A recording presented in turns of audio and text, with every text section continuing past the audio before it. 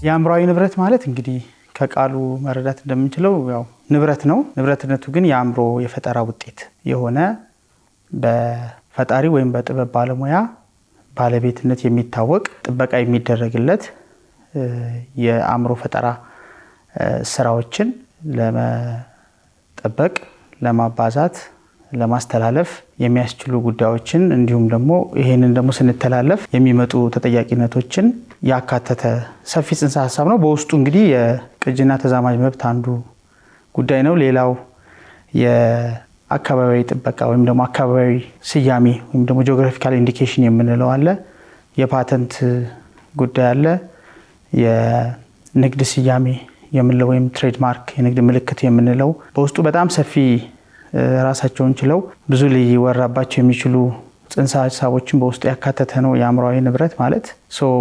ስንጠቀልለው የአእምሮ ፈጠራ ውጤት ንብረት ወይም ደግሞ ሀብት ማለት ነው። እንግዲህ የአእምሯዊ ንብረት ቅጂ መብት ማለት በኢትዮጵያ የአእምሯዊ ንብረት ወይም ደግሞ የቅጂና ተዛማጅ መብቶች ጥበቃ ህግ 410 1996 በሚባለው የቅጂ መብት ማለት ከአንድ ስራ የሚመነጭ የኢኮኖሚ መብት ሆኖ አስፈላጊ ሲሆን የሞራል መብትን ይጨምራል ይለዋል። ስለዚህ የቅጂ መብት ማለት በሆነ ስራ የሚገኝ የኢኮኖሚ መብት ነው። ከስራሽ የምታገኘው ፋይናንሻሊ ይሁን በሌላ መልኩ የሚገለጽ የኢኮኖሚ መብት ነው።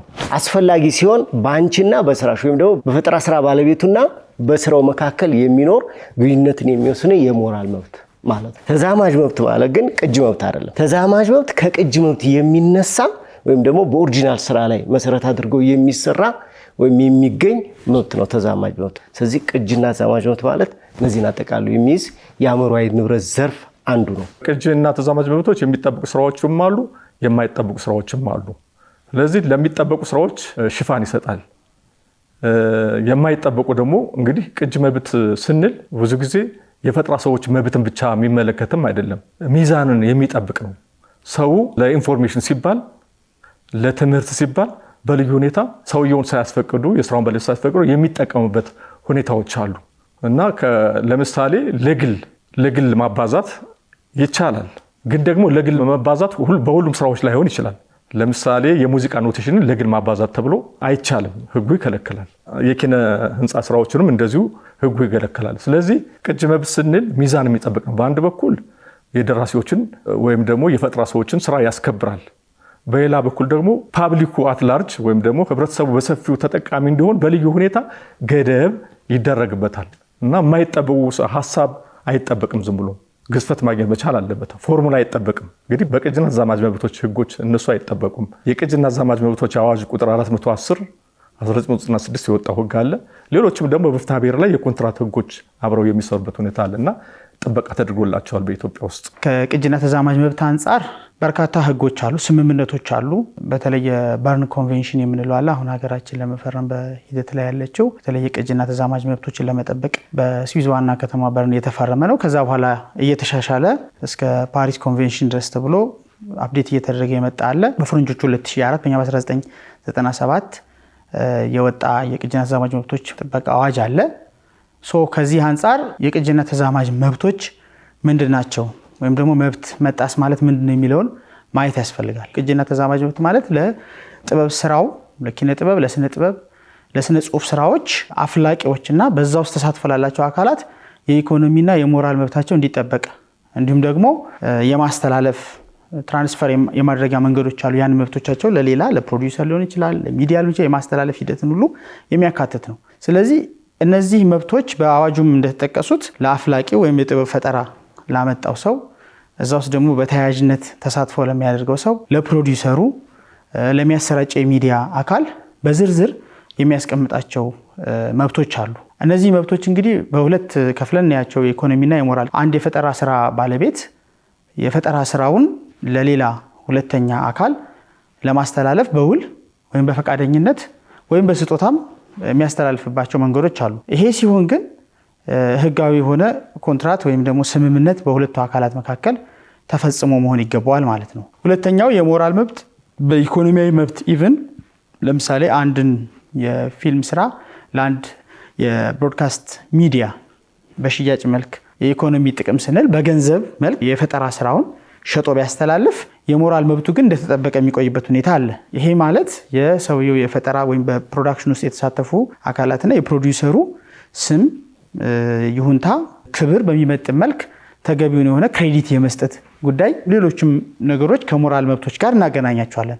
ስለዚህ እነዚህን የኢኮኖሚና የሞራል መብቶችን ባልጠበቀ መልኩ ያለ የፈጠራው ባለቤት ወይም ያለ ጥበብ ሙያተኛው ባለቤት ወይም ደግሞ ሚዲያም ራሱም ኮንቴንት ክሬት አድርጎ የቅጂና ተዛማጅ መብት ባለቤት የሚሆንበት ኮንዲሽን አለ። ያም የሚዲያ አካል ይሁንታ ሳይኖረው ስምምነት ሳይኖረው በህገ ወጥ መንገድ የማሰራጨት፣ የማባዛት፣ የመሸጥ ኢቭን ፎርሞችን ቀይሮ በሌላ አይነት ስትሪሚንግ ፎርሞች ለግል ጥቅም የመዋል ሂደት የቅጂና ተዛማጅ መብት ጥሰት ልንለው እንችላለን።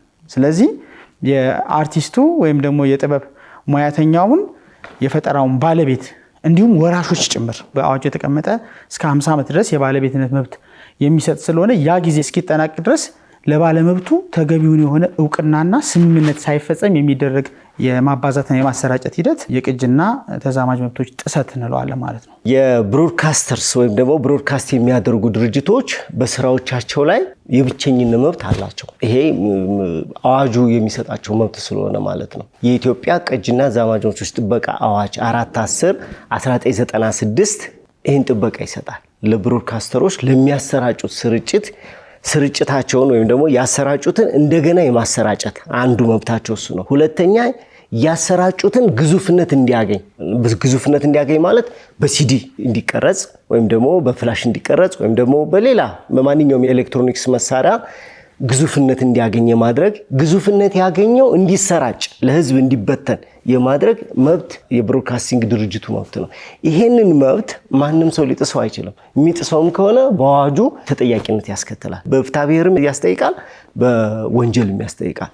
ግን ያ ይዘት ወይም ያ ብሮድካስት ያደረገው ይዘቱ ሳይሆን ብሮድካስት ያደረገው ነገር የራሱ መሆኑን ማረጋገጥ መቻል አለበት። ለምሳሌ አርቲስት ቲቪ ባሰራጨው ወይም ደግሞ በሰራቸው ፕሮግራሞችና እነዚያ ባሰራጫቸው ፕሮግራሞች ሌሎች ከሱ ፍቃድ ውጪ ሳይጠይቁት ወይም ከሱ ፍቃድ ሳያገኙ መልሰው ካሰራጩ በህግ ያስጠይቃል። ባለሙያው አንደኛ መብቱን አያውቀውም። ከኢትዮጵያ ህግ አሁን ካለው እንኳን ተሻሽሎ አይደለም አሁን ካለው ህግ የሚጻረር ህጎች ነው አብዛኛው ተቋማት ጋር ባለሙያ የሚፈጽመው።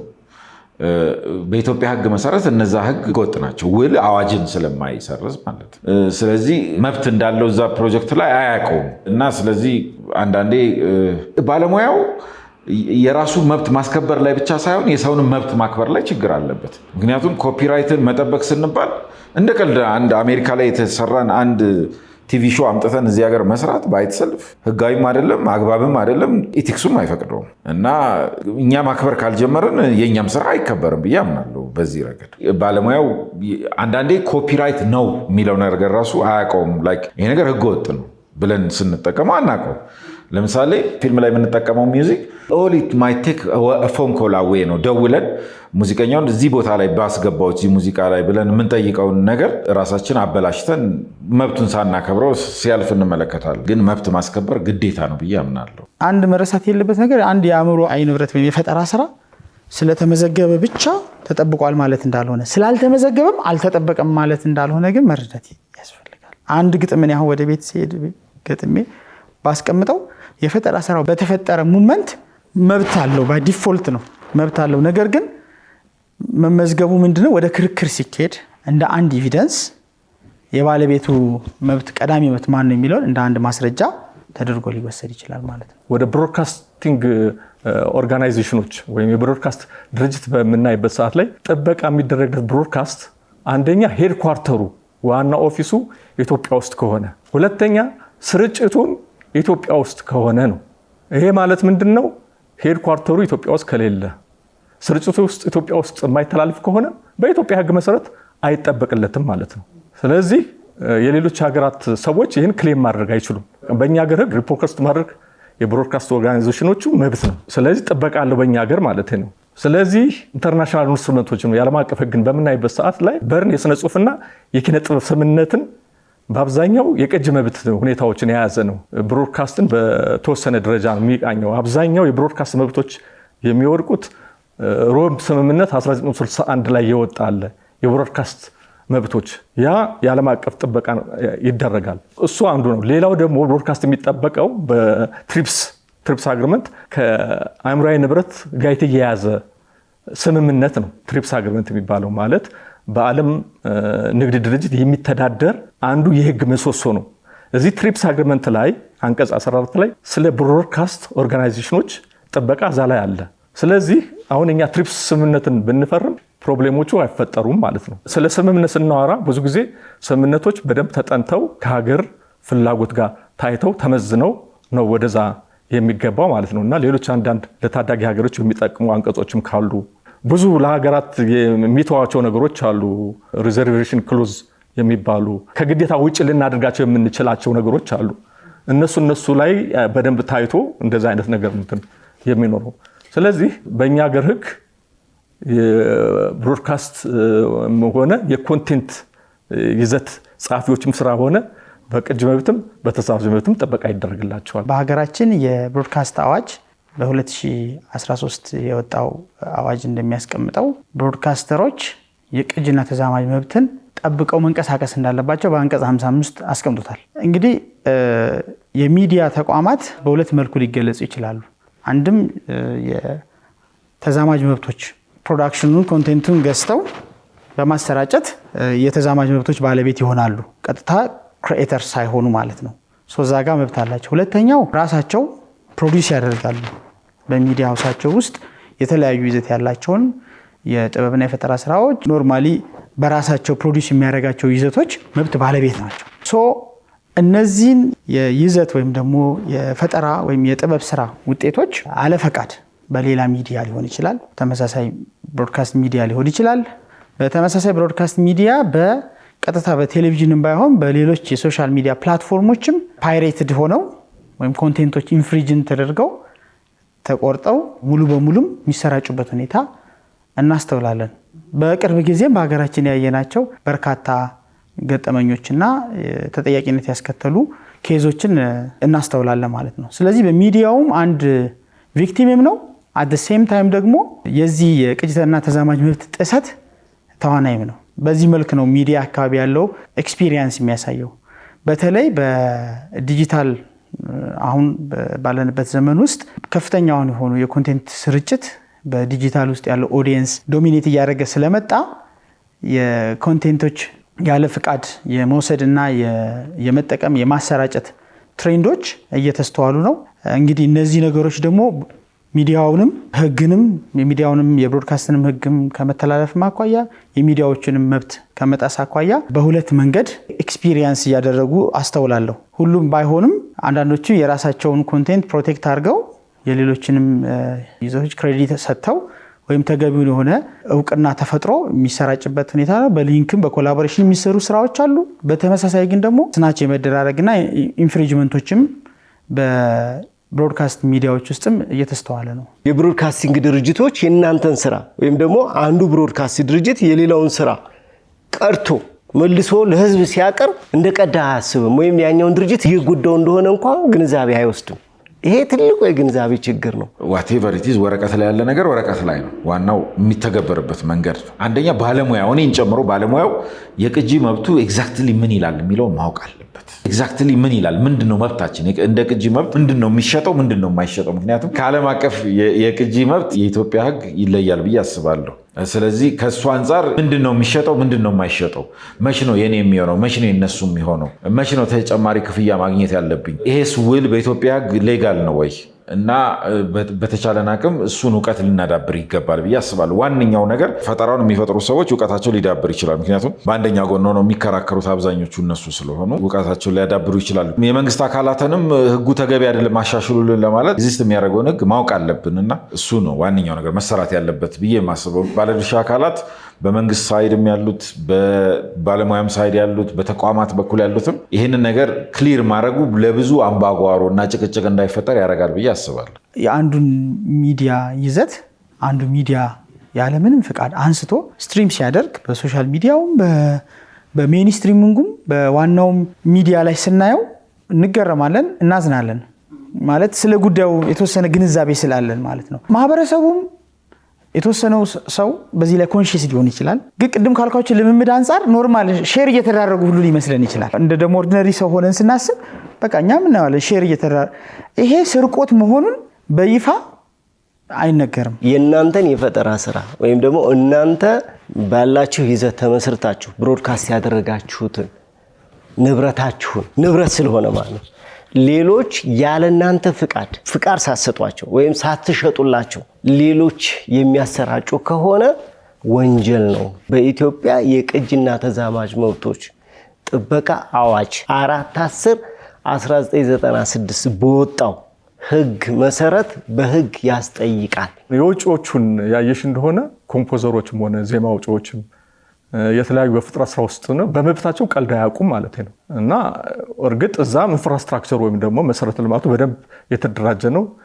ሌጋል አካሉን በጣም እንትን ያደረገ ነው። ብዙ ውጣ ውረድም ላይኖር ይችላል። ያንን መብት የማስከበር ሁኔታ አለ እና እንደ ሼም እንደ ነውር ምናምን ይታያል መስራረቅ።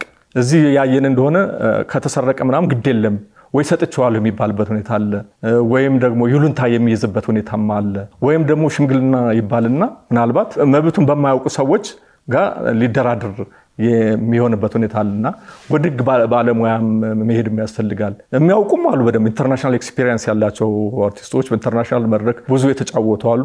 ሞሮፍ ሙያቸው ላይ ነው እንጂ የሚያተኩሩ እነሱ ያንን ሼር ማድረግ ይችላሉ። ይሄ መብቶቻቸው ሲሰረቅ ያላቸው አንዳንዶችም ያው እየሄዱ ነው፣ ግን ደግሞ መብቶቻቸውን ላስከብር ብለው ሲሄዱ ደግሞ ለዳኝነት የሚጠይቀው ገንዘብ በጣም ብዙ ነው፣ ረጅም ጊዜ የሚፈጅ ነው። እዛ ላይ ከማተኮር ይልቅ መከላከሉ ላይ ማተኮር ነው፣ ግንዛቤውን ማድረጉ ላይ ነው፣ ስህተት ተፈጽሞ ማጉላት ላይ ነው። ስለዚህ ይሄ ፓብሊክ ፕራይቬት ፓርትነርሺፕ ተባብሮ የሚሰራው ነገር ነው። ይሄ በቅንጅት ነው። አሁን እንደዚህ አይነት ችግሮችን ሌሎች ሀገራት ምንድን ነው የሚፈቱት? የክሬቲቭ ሶሳይቲው ከፍትህ አካላት ጋር እና ሌሎች የኢንዱስትሪ ፕሌየሮች ጋር አብረው ፎረም መስርተው የሚሰሩበት አካሄዳል እና በእንደዚህ አይነት ነገሮች ችግሮችን እየፈቱ ያሉት። እኛ ግን ቅንጅቱ ይህን ያህል በደንብ አልተሰራም እና እነዚህ ቋሚ የሆነ ፎረም አንዱን ስራ ነጥዬ ነው የምገልጽልሽ። ቋሚ የሆነ ፎረም ቢቋቋምና እውነተኛ ስራ ቢሰራ ነው። ይሄ እንዳልሽው አሁን የፈጠራ ሰዎች በጣም መብታቸውን እየጠየቁ ነው ያሉት። በእኛም በኩል ተገቢው ምላሽ ሰጥተናል እንዲከበርላቸው። ግን አንዳንድ አካላት ግንዛቤ ካለመኖር የሚሆን አይታወቅም፣ የተወሰነ ጋፕ ይታያል። ግን ከመቼውም ጊዜ በበለጠ አሁን ያው የሮያልቲ ስርዓት በቅርቡ ያው ይጀምራል።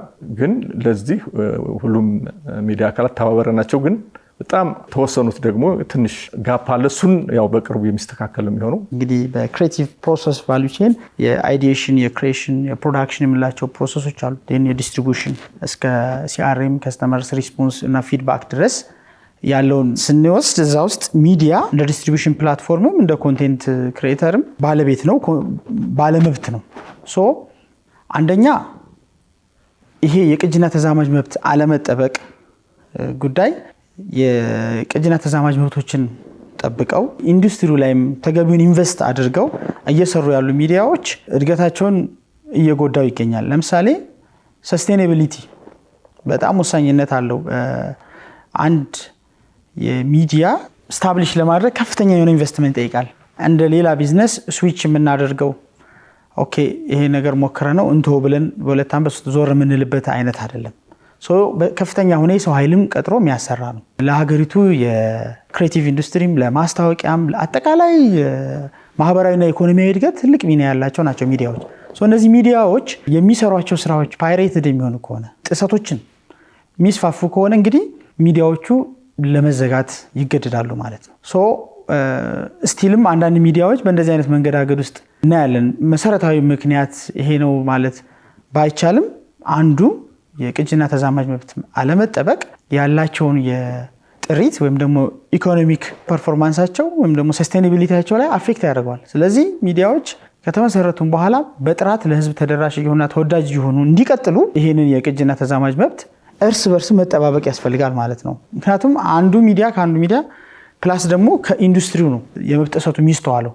ስለዚህ ሚዲያዎች ከተጠቃሚነት አኳያ ተገቢውን የሆነ ጥቅም አግኝቷል ተብሎ አይታመንም። ስለዚህ አንዱ ጉዳት የፋይናንስ ወይም ኢኮኖሚያዊ ጉዳት ሊሆን ይችላል። ሁለተኛው የሞራል የምንለው ቅድም የምናነሳው ለምሳሌ የፕሮዳክሽኑ ባለቤት የሆነ ተቋም ሜንሽን አለመደረግ እዛ ውስጥ የሚሰሩ ፕሮዳክሽን ውስጥ ኢንጌጅመንት ያላቸው አካላት ዲስአፖይንት የሚያደርግ ነው።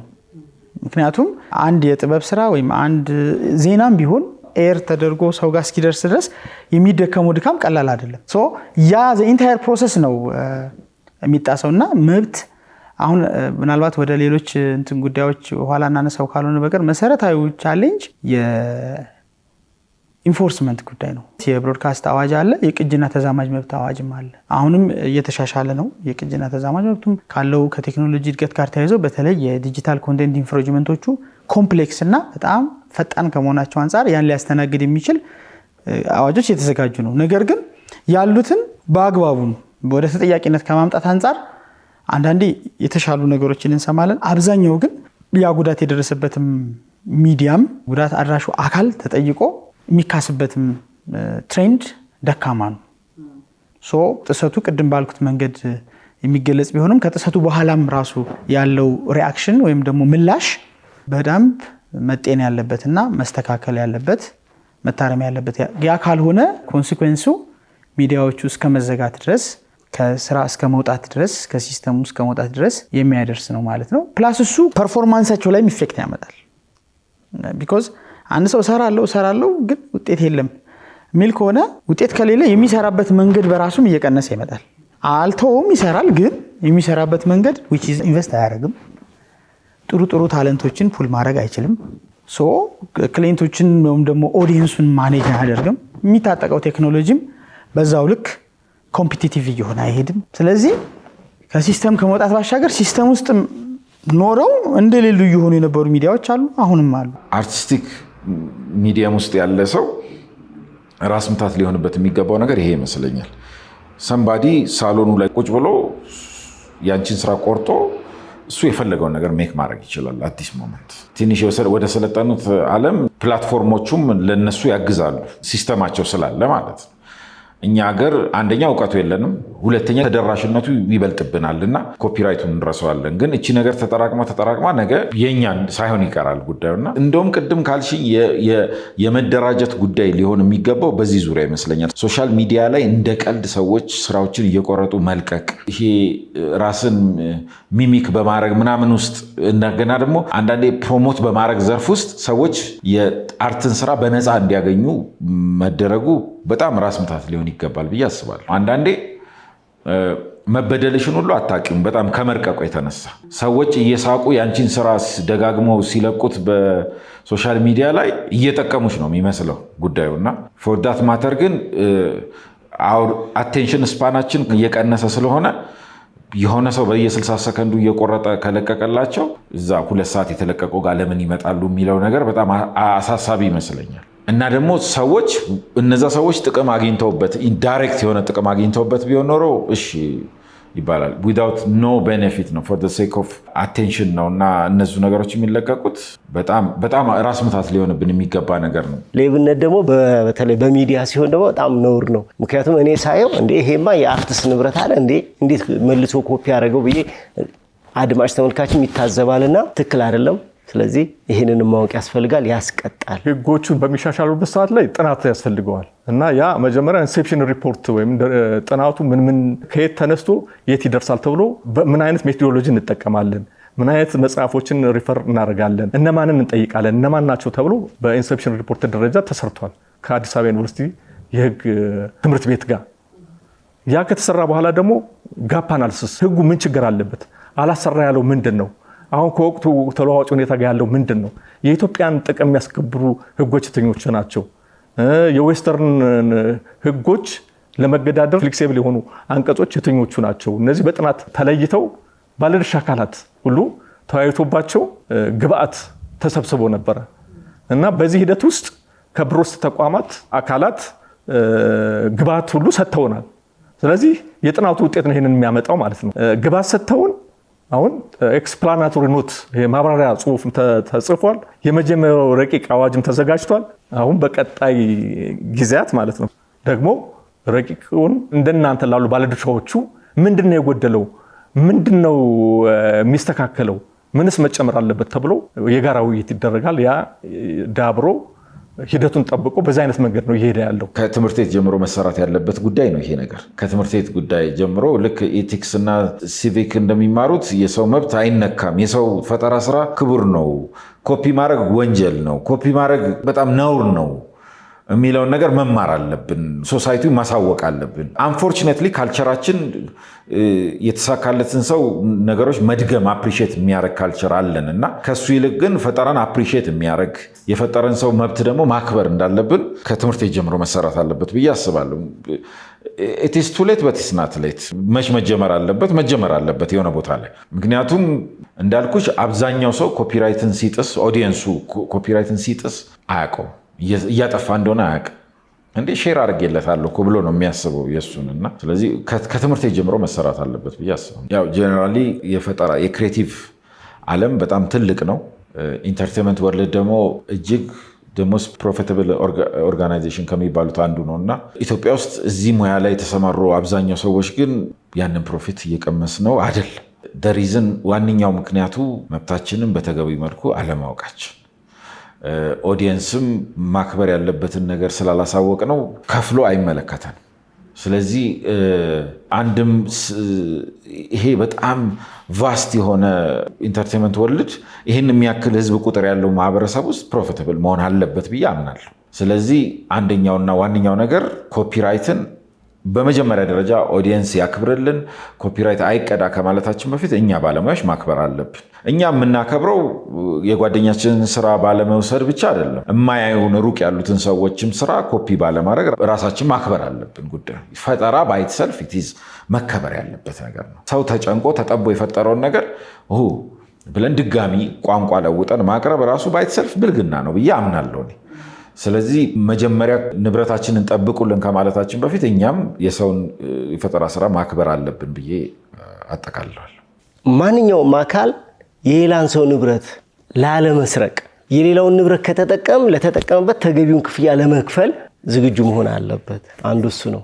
ስለዚህ በዚህ ደረጃ ግንዛቤያችን ማሳደግ ያገባናል። ሁለተኛው መብት ተጥሶ ጥያቄ ሲቀርብ ሁሉም አካል ተገቢውን ትብብር አድርጎ የፈጠራ ሰዎች አዳዲስ ፈጠራ እንዲኖራቸው፣ በፈጠራ ስራ ላይ ኢንቨስት የሚያደርጉ አካላት ደግሞ ተጨማሪ ኢንቨስትመንት እንዲኖራቸው ለማበረታታት መብት ማስከበር ላይ ተገቢውን ድጋፍ ማድረግ አለብን ነው። ሶስተኛ እንደ ሀገር አእምሯዊ ንብረት ትልቅ የልማት መሳሪያ ነው። መንግስትም የሚመለከተውን አካል ይህንን አስቦ ቢሰራበት የበለጠ እንደ ሀገር እንጠቀማለንና አእምሯዊ ንብረት ትልቅ የልማት መሳሪያ ነው፣ እንጠቀምበት። መገናኛ ብዙሃን አሁን ብዙ ነገር በጣም ብዙ ኢንቨስት ነው እያደረጉ ያሉት፣ በጣም ከፍተኛ ገንዘብ።